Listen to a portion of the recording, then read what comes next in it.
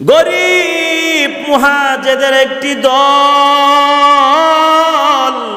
মায়ার নবীর দরবারে গিয়ে আরজ করলেন, ইয়া রাসূলুল্লাহ, ইয়া হাবিবাল্লাহ, আল্লাহর নবী গো, আমাদের ওই সব ধনী ভাইয়েরা তো উচ্চ মর্যাদা ও চিরস্থায়ী নিয়ামত সমূহ আমাদের চাইতে বেশি নেওয়া যাচ্ছে। আল্লাহর হাবিব সাল্লাল্লাহু আলাইহি ওয়াসাল্লাম বললেন, তা কিভাবে? তারা বলল, ইয়া রাসূলুল্লাহ, ইয়া হাবিবাল্লাহ, আল্লাহর নবী গো, আমরা নামাজ পড়ি, তারাও নামাজ পড়ে, আমরা রোজা রাখি, তারাও রোজা রাখে, আমরা জিকির করি, তারাও জিকির করে।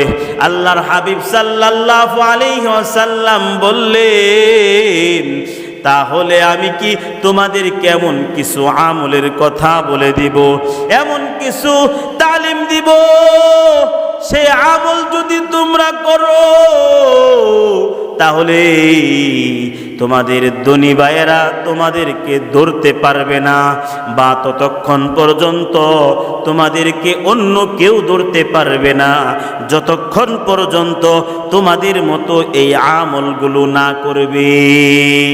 হাজার লোকেরা বললেন, ইয়া রাসূলুল্লাহ, ইয়া হাবিবাল্লাহ, আল্লাহর নবী গো, হা বলিয়া দিন। আল্লাহর হাবিব সাল্লাল্লাহু আলাইহি ওয়াসাল্লাম বললেন, প্রত্যেক ফরজ নামাজের পর 33 বার সুবহানাল্লাহ, 33 বার আলহামদুলিল্লাহ, 34 বার আল্লাহু আকবার পাঠ করবে। প্রত্যেক 5 ওয়াক্ত নামাজের পরে, ফজরের নামাজের পরে 33 বার সুবহানাল্লাহ, 33 বার আলহামদুলিল্লাহ, 34 বার আল্লাহু আকবার, হয় 100 বার। জোহরের নামাজের পর 33 বার সুবহানাল্লাহ, 33 বার আলহামদুলিল্লাহ, 34 বার আল্লাহু আকবার, হয় 100 বার।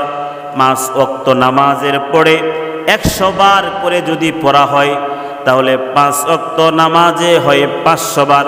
আল্লাহর হাবিব সাল্লাল্লাহু আলাইহি ওয়াসাল্লাম বলেন, যে ব্যক্তি এই তাসবিহগুলো দৈনিক 500 বার পাঠ করবে, আল্লাহর হাবিব সাল্লাল্লাহু আলাইহি ওয়াসাল্লাম বলেন, আল্লাহ পাক রব্বুল আলামিন তার আমল নামার মধ্যে 5000 নেকি লিখে দিবেন। বলি সুবহানাল্লাহ। ইনশাআল্লাহ আমরা এই আমলগুলো করার চেষ্টা করব। ওমা তৌফিকি ইল্লা বিল্লাহ, আলাইহি তাওয়াক্কালতু ওয়া ইলাইহি উনীব।